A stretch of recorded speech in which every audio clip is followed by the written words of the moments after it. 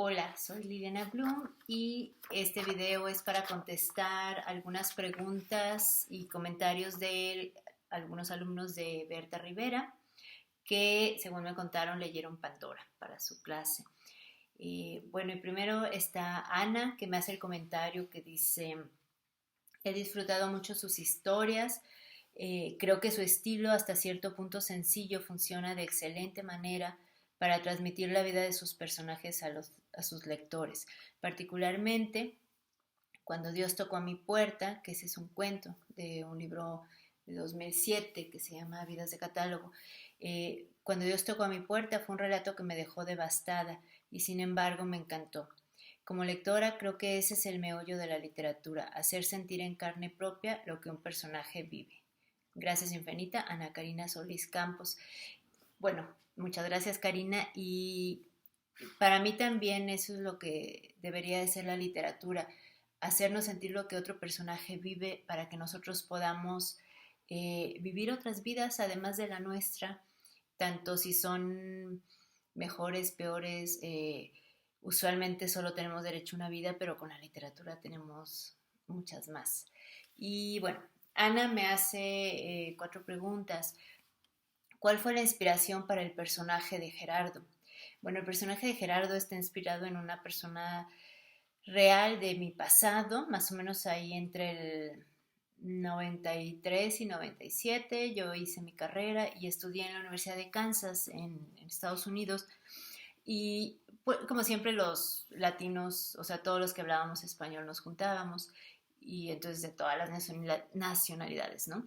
Pero recuerdo que había un español, ni siquiera me acuerdo el nombre ni qué estaba estudiando, eh, pero era guapísimo, así guapísimo fuera del promedio de guapo, ¿no? O sea, era guapísimo que te lo imaginas después en Hollywood, no sé.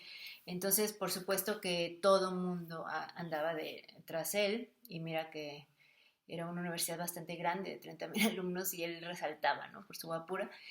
Y pues lo curioso era que él, siempre que se le veía con una chica, era una mujer pues como Pandora, así, gordísima, o sea, obviamente que sí caminaba, pero digamos con una obesidad mmm, ya muy cercana a tener serias dificultades para caminar. Y en ese entonces, por supuesto que todos creíamos que estaba loco, no entendíamos eso, ¿no? Porque pues usualmente se nos programa para pensar que hay ciertos estándares de belleza y no hay otros, ¿no? Entonces fue hasta años después que entendí, pues no el problema de este hombre, porque no es ningún problema, simplemente entendí que había otros gustos y descubrí eh, ¿cómo se llama? Esta cosa que se llama el feederism, ¿no? Y bueno, pero en sí Gerardo está basado en un estudiante español de hace 1000 años que conocí y que era muy guapo. Dice la segunda pregunta de Ana: he identificado que las plantas y en particular los cactus son motivos que se repiten para mostrar los sentimientos de los personajes. ¿Cuál es la importancia de utilizarlas en lugar de solo hacer hablar a sus personajes sobre cómo se sienten? Fíjate, Ana, que a veces la literatura, a la hora de que le toca a uno escribirla, o sea, estar del otro lado, que no sea el del lector, es mágica, en el sentido en que a veces suceden cosas sin que uno se dé cuenta que las está haciendo, y se podría pensar que es el inconsciente hablando, pero hay veces que las cosas o sea, funcionan de una manera en la que uno ni siquiera se lo había puesto ni se da cuenta, ¿no? Hace muchísimo tiempo alguien me dijo: es que en todos tus cuentos, cuando no tenía novelas, me dice: en todos tus cuentos siempre hay comida. Y sí, bueno, la comida es uno de los temas que recurren, pero entonces los cactus, hay dos cosas que me gustan mucho: los cactus y los caracoles. Y aunque los caracoles me aterran, o sea, al mismo tiempo me gustan y me aterran, o sea, jamás agarraría uno con la mano ni me comería uno, pero son animales que desde niña me han como cautivado o supuesto algún misterio, no lo sé. Y con los cactus, perdón, es que hay una luz atrás, una puerta que no tiene cortina. Este, Entonces, hay cosas que están en mis textos porque a mí me gustan y porque a la hora que uno escribe es como si estás amueblando tu casa de la manera que tú quieras, sin límite de presupuesto. Entonces a veces pongo cosas que a mí me gustan, ¿no? Entonces los cactus son muy recurrentes y también los caracoles y la comida. Y a veces yo solo pongo las cosas así y de alguna manera se vuelven simbólicas o los personajes interactúan con ellas y, digamos, y estas cosas pueden ser como un reflejo de lo que están sintiendo los personajes, pero no necesariamente fue algo que yo planeé con esa intención. Entonces, a veces cuando uno termina un texto, aparecen cosas que uno no sabía que iban a aparecer. Tercera pregunta. ¿Cuál es el proceso y cuál la causa de la selección de dos voces narrativas para la historia de Pandora? Ok, y ese es un recurso que vuelvo a usar en la siguiente novela, que es El monstruo pentápodo, y en la tercera novela que está por salir. Eh, a diferencia del cuento, que por espacio es muy limitado y el cuento da como menos margen de maniobra para los escritores, ¿no? No te puedes distraer con detalles que no, con demasiados detalles, con descripciones muy largas, con diálogos que no aportan nada,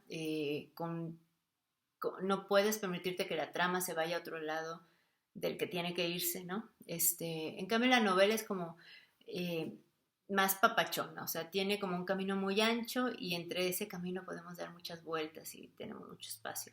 Entonces, eh, en una novela es muy válido tener distintas voces narrativas, pero a mí también uno como escritor conoce sus virtudes y sus defectos y sus talones de Aquiles, ¿no? Y las cosas en las que uno es más hábil y en otras no. Yo, por ejemplo, no soy muy buena para los diálogos, por eso mis personajes, o sea, en mis textos se ven pocos diálogos, ¿no? Mis personajes hablan poco, pero algo que yo no puedo hacer de manera convincente y creo que muy pocos escritores lo logran. Y por supuesto que a mí sí me importa, digo, hay quien no lo logra y de todas maneras lo hace, pero yo soy muy exigente con lo que hago, entonces yo siento que si yo uso la primera persona para un personaje masculino, sigue sonando a una mujer hablando, o sea, no he podido como capturar el habla o el pensamiento masculino de manera que a mí, que soy yo la primera lectora de mis textos, me parezca convincente. Entonces, a veces lo que hago es darle la voz, o sea, la primera persona, la primera voz a mi protagonista, que en este caso es Pandora. A mí me gusta que las protagonistas de mis historias sean mujeres.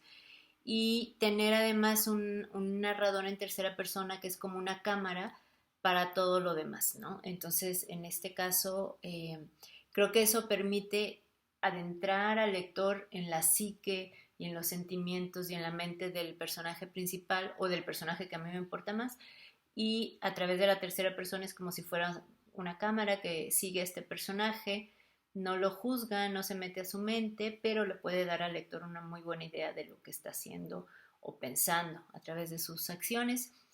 Y bueno, la última pregunta que tiene Ana para mí dice, ¿se plantó finales alternativos y cuáles eran?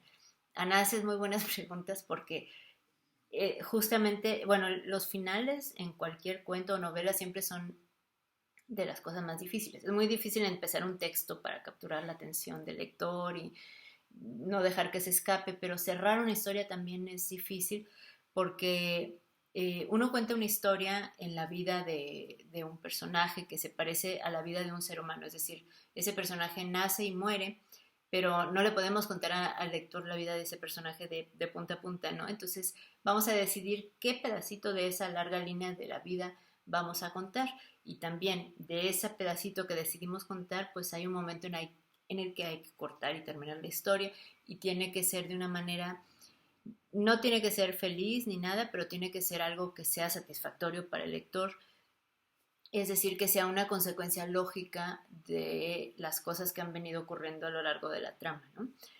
Para que no sea un final decepcionante. Entonces, bueno, no es que yo tuviera otro final alternativo, pero mi final es abierto y a la vez no tanto. Es decir, eh, lo que yo quería hacer era que quedaran como perfilados los futuros de los personajes, aunque yo no fuera a decirlos o explicarlos eh, con demasiado detalle. Podemos pensar que Abril, después de que sabe lo que es su esposo y todo esto, puede rehacer su vida. Eh, Sabemos, o sea, se divorcia y seguramente se va a quedar con los niños y va a asumir que ella no era una mujer inadecuada, sino que simplemente no coincidía con los gustos de su esposo y rehará su vida. Eh, Gerardo es una especie de psicópata, entonces seguramente lo que va a hacer es hacer lo que hacen los psicópatas y los victimarios, buscar una nueva víctima, lamentablemente. Y Pandora no estaba muy segura si dejar muy claro si se muere o no, pero en dado caso, si sobrevive después de que la lleven al hospital, este, está ya inmovilizada, entonces estar en una cama con esos niveles de gordura, pues es estar como muerta en vida, ¿no? Había un capítulo que la editora de Tusquets en ese momento me sugirió que quitara, que era el último capítulo, que no se ve en la novela ahora, en el que se ve que Pandora está en el hospital y le está cuidando su mamá así como como de malos modos la está cuidando. Pero la editora me sugirió que cortara ese capítulo y se quedara pues en el que se acaba, que es el que conocen ustedes. Y bueno, pues gracias Ana por tu comentario y tus preguntas y eso es todo. Voy a hacer un video para los de tus siguientes compañeros. Chao.